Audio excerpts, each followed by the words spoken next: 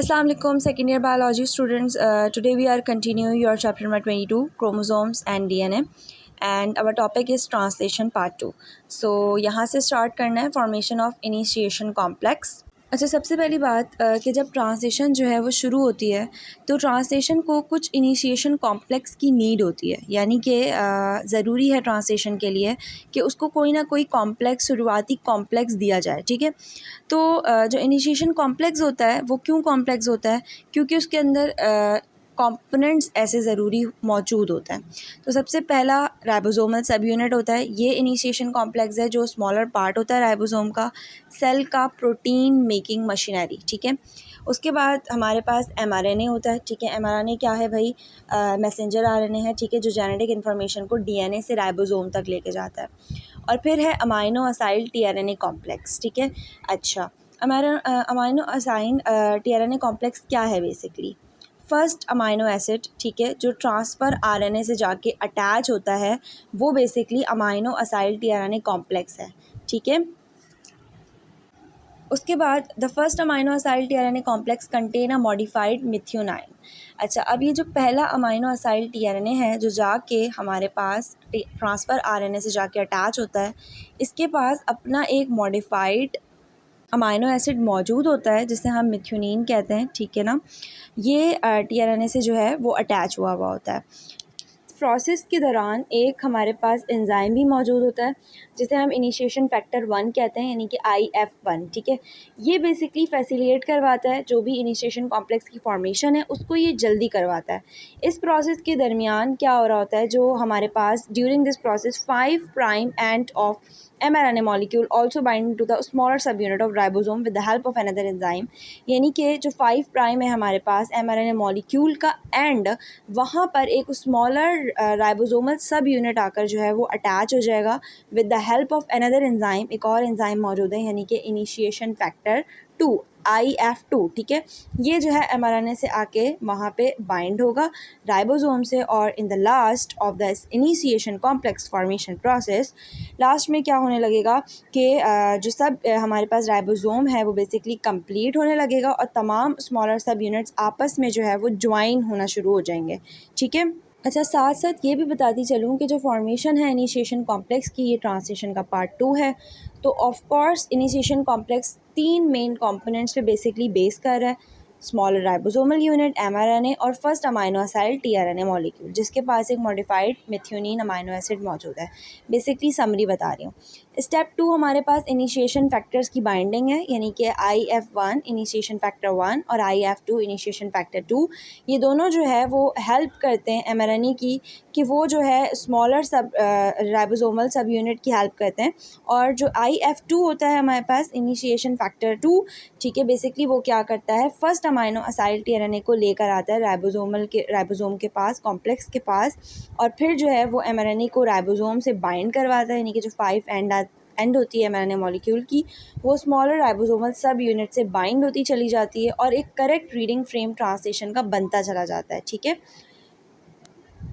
और इस तरह से जो पूरा राइबोसोम है हमारे पास वो स्मॉलर सब यूनिट जुड़ जुड़ के कंप्लीट करते रहते हैं राइबोसोम्स को, जिसकी वजह से हमारे पास इनिशिएशन कॉम्प्लेक्स फॉर्मेशन स्टेज जो है वो एंड हो जाता है। ठीक है, अब हमारे पास तीसरा प्रोसेस स्टार्ट होता है जो बेसिकली इलॉन्गेशन है। ठीक है, जिसके अंदर सबसे पहले ये बताया हुआ है कि the ribosome has 3 sites, P site, यानी कि जो राइबोसोम्स होते हैं उसके पास 3 बाइंडिंग साइट्स होती हैं। ठीक है बेटा, पहली साइट होती है पी साइट जिसे हम पेप्टिडाइल साइट कहते हैं, दूसरी है ए साइट अमाइनो असाइल साइट, और तीसरी है ई साइट जिसे हम क्या बोलते हैं, एग्जिट साइट। ठीक है, अब ये जो पी साइट होती है बेसिकली ये ग्रोइंग पेप्टाइड चेन को होल्ड कर रही होती है। ठीक है, जो भी पेप्टाइड चेन बनती रहेगी उसको ये होल्ड करती रहेगी। जो ए साइट होती है वो बेसिकली इनकमिंग जो भी अमाइनो एसिड tRNA कॉम्प्लेक्स जो आ रहे होते हैं, इनकमिंग होते हैं, उनको होल्ड करती है।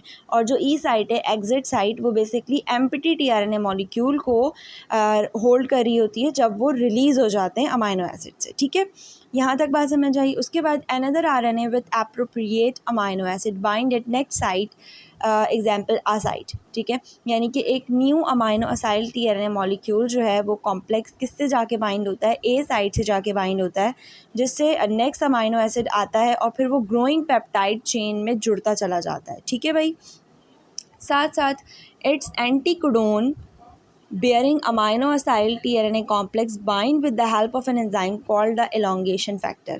अच्छा, in the next enzyme हमारे पास एक enzyme है, in the next step हमारे पास एक enzyme है peptidyl transferase. ठीक है, बेसिकली ये enzyme जो है वो P साइट से रिलीज होता है और अमाइनो एसिड को रिमूव करता चला जाता है tRNA से, जो कहाँ मौजूद है P साइट पे, और नए अमाइनो एसिड से जाके बाइंड होता रहता है A साइट पे और नई पेप्टाइड बॉन्ड जो है वो बनाता चला जाता है। ठीक है, अच्छा, इसकी एक्सप्लेनेशन दूँ अगर, तो एंजाइम पेप्टिडाइल ट्रांसफर्स जो है बेसिकली पी साइट से रिलीज़ होता है, अमाइनो एसिड को रिमूव करवाता है टीआरएनए से एट द पी साइट, और फिर जो है वो अमाइनो एसिड को बॉन्ड करवाता है नए अमाइनो एसिड से एट द ए साइट और एक पेप्टाइड बॉन्ड बनाता है। ठीक है, it take place at the side on large sub unit called catalytic site. It's mean कि जो पेप्टाइड बॉन्ड फॉर्मेशन है बेसिकली वो कैटालाइटिक साइट पे होती है लार्ज राइबोसोमल सब यूनिट पर। ठीक है, after it ribosomal sub unit slightly move along mRNA from 5 end so that the empty tRNA shift to the E site. यानी कि जो राइबोसोम है वो स्लाइटली आहिस्ता आहिस्ता जो है वो मूव होता रहता है एमआरएनए से फ्रॉम द 5 एंड 5 प्राइम पे, जिसकी वजह से एम्प्टी टीआरएनए जो है वो दोबारा से ई साइट पे जाके शिफ्ट होना शुरू हो जाता है। ठीक है, while the tRNA at A site. अच्छा, इसकी एक्सप्लेनेशन ये है कि जैसे जैसे राइबोसोम्स जो है वो मूव होते हैं तो टीआरएनए ए साइट पे शिफ्ट होते हैं, at the A site shift to the P site, A site से पी साइट की तरफ शिफ्ट होते हैं, और न्यू कोडॉन जो है वो ए साइट की तरफ एक्सपोज किया जाता है, जिससे नया अमाइनो एसिड टीआरएनए जो है वो दोबारा से बाइंड होगा। ठीक है, the movement of ribosome called translocation, यानी कि जो ये मूवमेंट है राइबोसोम की इसे हम ट्रांसकोलेशन कहते हैं। ठीक है भाई, another tRNA which is amino acid, यानी कि एक और another amino acyl tRNA molecule complex जो है वो ए साइट पे आके दोबारा से पहुंच गया है और दोबारा से रेडी है बाइंड करने के लिए एंटीकोडोन से, और दोबारा से प्रोसेस जो है वो कंटिन्यू करेगा। In the same way the process is repeated again and again to form a polypeptide chain, यानी कि इसी सेम वे में प्रोसेस जो है वो कंटिन्यूसली रिपीट होता रहता है ताकि एक नई पॉलीपेप्टाइड चेन बने, और जब तक ना बने जब तक until the ribosome reaches a stop codon eight the A side, कि वहाँ पे एक स्टॉप कोडोन मौजूद है जो मैं पढ़ा चुकी हूँ आप लोगों को। तो राइबोसोम जो है जब तक उस स्टॉप कोडोन पे जाके नहीं पहुँच जाता जब तक पॉलीपेप्टाइड चेन जो है वो कंटिन्यूसली बनती रहती है, और जब एंड कोडोन स्टॉप कोडोन मिलेगा तभी जो है वो ट्रांसलेशन जो है वो एंड होगी। ठीक है, अच्छा, उसके बाद हमारे पास टर्मिनेशन है। अच्छा, ये स्टेज जो है वो ट्रांसलेशन का एंड है, जहाँ पे राइबोसोम जब स्टॉप कोडोन पे जाके पहुँच गया और प्रोटीन सिंथेसिस जो है वो टर्मिनेट हो गई है। When the ribosome is reach at stop codon which is also called nonsense codon, जब राइबोसोम जो है वो स्टॉप कोडोन पे पहुँच जाता है जिसे हम नॉनसेंस कोडोन भी कहते हैं, जिससे ये सिग्नल होता है कि ट्रांसलेशन जो है वो एंड हो जाए। तो this codon do not bind with any tRNA, यानी कि जो स्टॉप कोडोन है इसका कोई कॉरस्पॉन्डिंग टीआरएनए मॉलिक्यूल नहीं होता कि वो उससे जाके बाइंड हो जाए। इट्स मीन कि कोई नया अमाइनो एसिड जो है वो पॉलीपेप्टाइड चेन में ऐड नहीं होता। So no elongation take place further, since कोई नया अमाइनो एसिड जो है वो ऐड नहीं हो रहा तो कोई इलॉन्गेशन प्रोसेस भी जो है वो शुरू नहीं होता और ट्रांसलेशन जो है वो टर्मिनेट कर दी जाती है। Now the polypeptide chain is release from ribosome, यानी कि जो कंप्लीट पॉलीपेप्टाइड चेन बन चुकी है वो राइबोसोम से रिलीज़ हो जाएगी bye separating ribosomal sub unit from mRNA, यानी कि जो राइबोसोम है उसने पॉलीपेप्टाइड चेन को रिलीज़ कर दिया है, अपने सब यूनिट्स को सेपरेट कर दिया है एमआरएनए से, और ट्रांसलेशन का प्रोसेस जो है वो यहाँ पे एंड हो चुका है।